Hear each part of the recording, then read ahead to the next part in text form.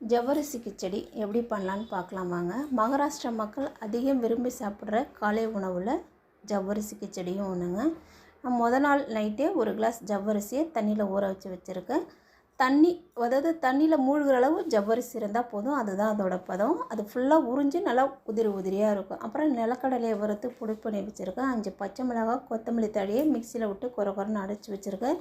ஒரு உருளைக்கிழங்கு கட் பண்ணி வச்சுருக்கேன்.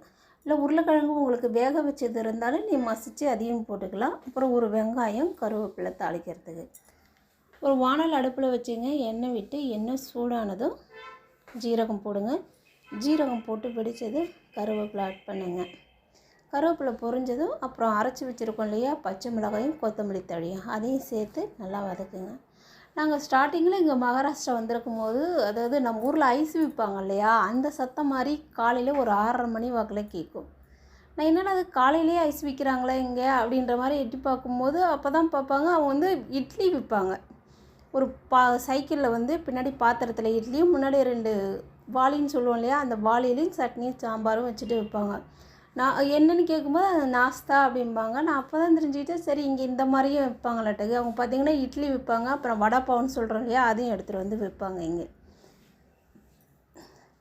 அதில் உருளைக்கிழங்கு ஆட் பண்ணி நல்லா பொன்னிறமாக பொரிஞ்சதும் அதுக்கப்புறம் ஜவ்வரிசி ஆட் பண்ணுங்கள். ஜவ்வரிசி ஆட் பண்ணி 2 கிளறிட்டு அது கூடயே அந்த நிலக்கடலையை வறுத்து வச்சுருக்கோம் இல்லையா, அதையும் ஆட் பண்ணுங்கள். நிலக்கடலையும் உருளைக்கிழங்கையும் எதுக்கு நம்ம ஆட் பண்ணுறோன்னா, அது ஒன்றோட ஒன்று ஒட்டாத உதிரியாக வரும் அப்படின்றதுக்கோசம் தான் ஆட் பண்ணுறோம். ஆட் பண்ணி நல்லா மிக்ஸ் பண்ணி விடுங்க. மிக்ஸ் பண்ணி விட்டு ஒரு தட்டு போட்டு மூடி வச்சுருங்க.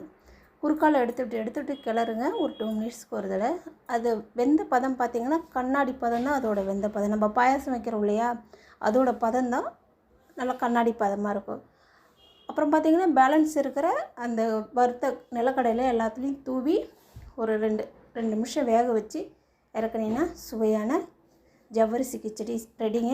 செஞ்சு பாருங்கள். என்னோடய சேனலை லைக் பண்ணுங்கள், சப்ஸ்கிரைப் பண்ணுங்கள். தேங்க்ஸ்.